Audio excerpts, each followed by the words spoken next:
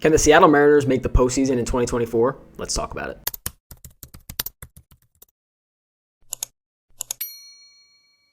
So about a week ago, I didn't even really think we would be having this conversation, as the Seattle Mariners once sat 6.5 games out of first place in the AL West, but here we are. As it sits today, before the Seattle Mariners go into a 3-game series versus the St. Louis Cardinals, the Seattle Mariners currently have a 5.6% chance to win the division and a 3.8% chance to clinch the last wildcard spot, and that is from Fangraphs. So I know there's a lot of you that are definitely going to say no right away, that they have no chance at the playoffs, but they realistically have much more of a shot than a lot of us thought. So in today's video, we're going to cover teams like the Royals, the Twins, the Astros, and the Tigers, who are the main 4 teams they are competing with for a wildcard spot, and obviously the division, who is in the first place Astros hands. So we're going to start off with something that is a little bit important, and that is strength of schedule. So out of these 5 teams, the Kansas City Royals have the hardest strength of remaining schedule. They are 10th, which they .509 winning percentage against the teams that they are playing against, with the notable teams being the Yankees, the Braves, the Twins, and the Tigers. The Seattle Mariners are next and come in 11th with a 507 winning percentage of the teams that they play. They have notable teams like the Yankees, Padres, Astros, Cardinals, and then they actually have a series against Texas for 7. Then is the Twins, which come in at 18th, the Astros at 20th, and then the Tigers have the easiest remaining schedule out of all these teams with a 29th easiest schedule.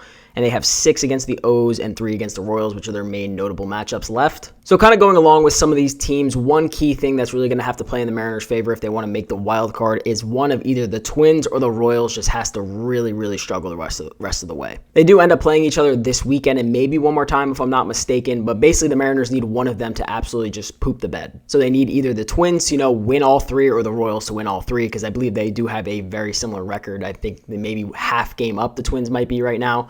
So they really need a team like the Twins or the Royals to just absolutely crash and burn and hopefully just beat each other up, in terms of the Twins beat the Royals out for 3 straight or 6 straight, however many they have left. And out of these teams that they are competing with, the Mariners have the worst record since the All-Star break. They have a 19-24 record since July 18th, while the best record out of these teams is the Astros with a 25-19 record since the All-Star break. Something to note about the Kansas City Royals is they did just have a 7-game losing streak, and they lost probably their second best player on their team in Vinny Pasquantino, who broke his thumb, and he's out for 6 to 8 weeks. So that is something that is definitely going to hurt the Royals, and definitely has since that 7-game losing streak. But realistically, the biggest thing the Seattle Mariners need to do is simply keep winning baseball games.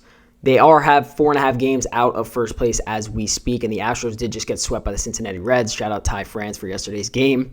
But they did just get swept by the Reds, and their starting pitching goes very up and down. So if you're a Mariners fan, you got to hope that starting pitching really goes down over the course of this last month. But in theory, the main goal is to be within 2 to 3 games of the Houston Astros by the time the Mariners have to go to Houston to play them for a 3-game set.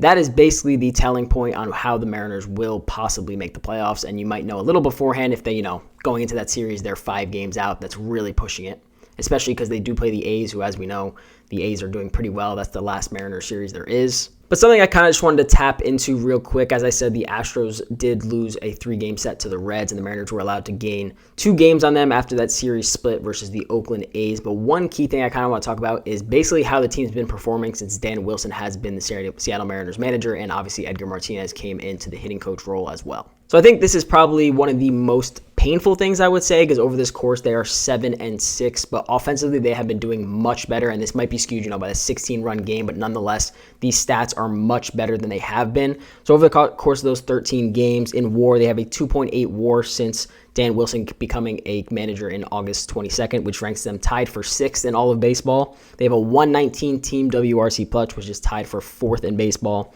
They have 21 stolen bases, which you could tell they're being much more aggressive on the base paths, which has them 2nd in all of baseball since that time span.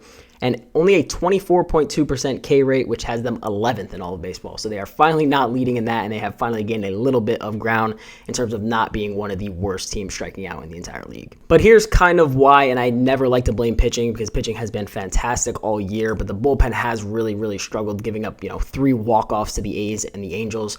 And the main problem is pitching and relief pitching has been giving up a lot of home runs. So just to explain how weird this situation is, the bullpen has only given up 11 earned runs since Dan Wilson became manager, which is the 2nd lowest in Major League Baseball during that span. But they have a negative .1 WAR, which has them 26th in all of baseball. So that is a very big split. And in terms of starting pitching over that time span, they only have a .7 WAR, which has them tied for 22nd in all of baseball.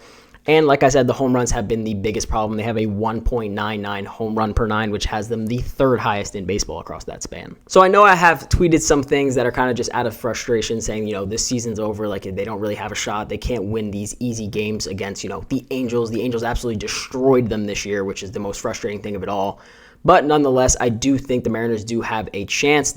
I'd rather them not, lead us on to, being half a game out into the last series and then getting swept, and then that was it, and then they didn't even make the playoffs anyway. I'd rather for us fans mentally not have to go through that. So if they're going to be out, just call it out. But I do think they do have a solid chance at competing for the division. I think is their best bet, but the wild card is definitely still an option. The past 2 games, the offense has looked much better, scoring 22 runs, as we know. So hopefully they can keep that going, because that's going to be the biggest tell. Like I said, the Mariners have not really gotten hot all season. They have not gone on a huge win streak, a 10 out of their last 11 win streak. So now would be that time for them to go on that. They have a very solid chance against the Cardinals going into this weekend. And then obviously Texas is going to be competitive nonetheless. But they are definitely struggling this year. They don't put up as many runs as they are used to putting up. And they have 7 games against them. So hopefully they can do their job there. But I do think they still have a decent chance at making the playoffs. So let's not give up on them just yet. And even if they make the playoffs, this does not have anything to do, with the front office. We're not sitting here saying, oh my God, front office, you're amazing now. Even if they make the playoffs, there was still a lot of problems going on with this year that need to be improved going into next year.